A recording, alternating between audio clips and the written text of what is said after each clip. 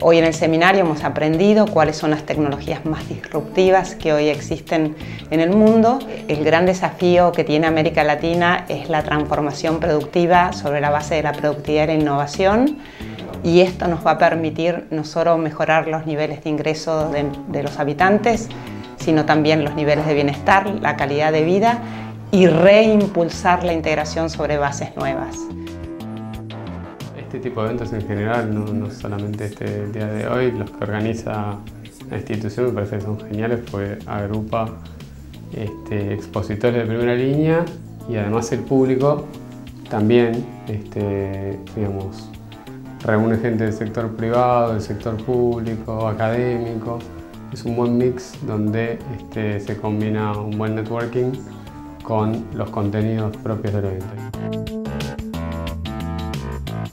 Me llamó mucho la atención todo lo que se está viviendo a nivel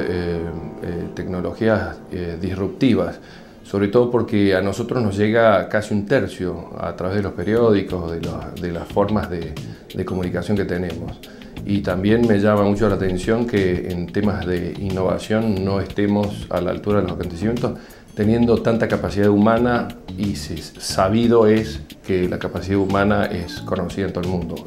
Entonces, por eso creo que es una excelente iniciativa para poder ayudarnos a reflexionar, sobre todo